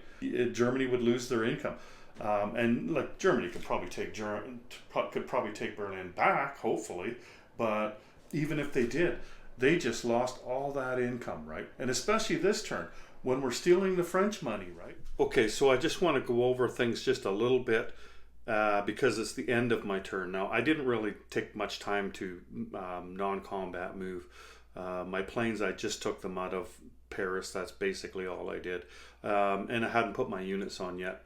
So I just wanted to show you what it looks like at the end. What I've done is I've taken the boats out of C Zone 13, and I put them in C Zone 15 to protect them more. Haven't rolled for the French ships yet, so hopefully I've got 1 or 2 of those, maybe 3.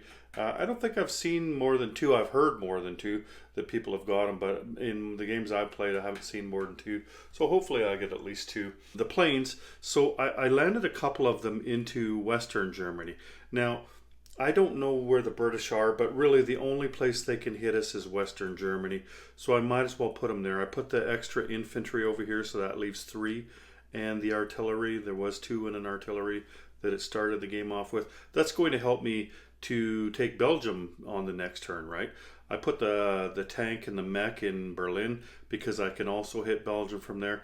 I can hit Belgium with these tanks right here.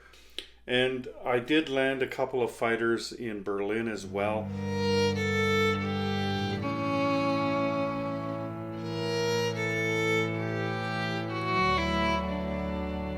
After calculating it all up, Germany has an original 20 IPP that they start the game with.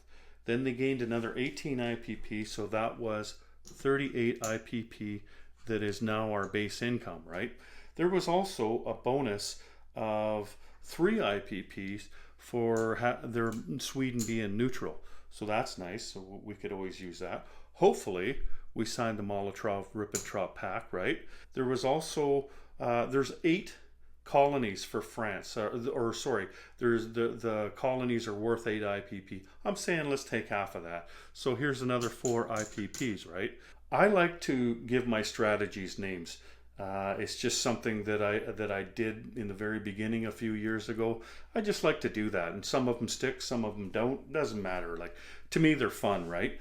Let me just explain, if you have forgotten by now, the very first thing I posted on this video was the definition of the word gambit. Let me just read that for you again. A device, action, or opening remark, typically one entailing a degree of risk that is calculated to gain an advantage. In chess, an opening in which a player makes a sacrifice, typically for a pawn, for the sake of some compensating advantage. So what I did in this strategy was I went to Switzerland first. And, you know, it seemed like, well, that seems unnecessary. That's the long way around, right? Plus, there's 3 mountain infantry in a mountain. That seems pretty risky. So that seemed risky. And you know, like, I wasn't buying a lot of tanks or mechanized infantry. In fact, I didn't buy any mechanized infantry until after the strategy was done, right? I purchased 1 then. Also, the other thing was, when I took Switzerland, that gave the French and the British 2d12 rolls. So they got to roll 2d12 to add to their income. That probably brought the French income up to 18. I don't know what it did to the British. I'm not really concerned about that. But that's what the result of that was. So it seems like I was given something up there, doesn't it? You know, kind of like Gambit. You give up something, so what's the compensating thing that you're getting out of that? Check out the name here. So it's the Swiss cheese Gambit. Now, Switzerland, the Swiss part of it is obvious, right? I went through Switzerland. But why cheese? You know, like, why not Swiss chocolate or Swiss watches or Swiss Army knife? Like, that sounds like it could have been good, right? A Swiss Army knife. Swiss cheese has holes in it, right? So that's the other part of the gambit. First of all, the one of the compensating things was the French never got to spend that $18. So that would be a good enough compensation as it is. But the other thing was, it was easy for us to take Switzerland, right? But then after that, we did not have to go through the Maginot Line like that. That would have been hard to get through there, wouldn't it? And we didn't have to go across that river. That would have been difficult. And blitzing, you know, like, we would have had to work our way in there to get through and do some blitzing too, right? Like, that would have been difficult. Instead, we went through the hole in the Swiss cheese, went for the straight shot all the way to Paris. Bonsoir, mademoiselle. And that, my friends, is the Swiss cheese gambit. Take care, everyone. General Hand Grenade out.